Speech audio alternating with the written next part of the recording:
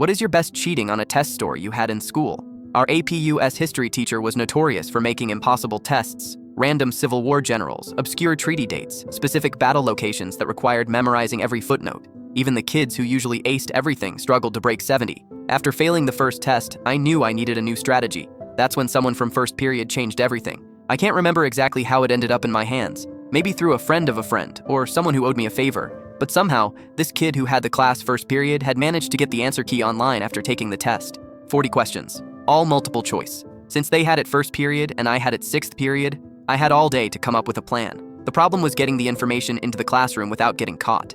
I couldn't bring a piece of paper, too obvious. Couldn't write on my hand, too visible. Then I had an idea. I took a regular number, 2 pencil, and started making tiny tally marks down the side with a pen. 1 mark for A, 2 marks for B, 3 for C, 4 for D. Question by question, I wrote out all 40 answers in small ink marks. The irony was perfect.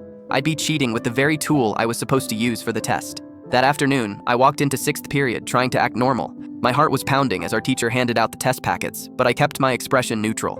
The problem was my desk positioning. I was sitting directly in front of the teacher's desk, where he had a clear view of everything I was doing. Plus, he had a habit of walking around the room during tests. "You have 45 minutes, he announced. "Begin." I flipped open the test booklet and started checking my pencil against the first few questions. After the third question, I realized the answer key was completely accurate. Every mark lined up perfectly with the correct answers. I had to be incredibly careful about how I held the pencil. When he was at his desk, I could angle it toward me and read the marks freely. But the moment he stood up to walk around, I had to rotate the pencil so the ink marks were facing away from him. For 45 minutes, I played this careful game, reading marks, rotating the pencil, marking answers, then repositioning again when he moved.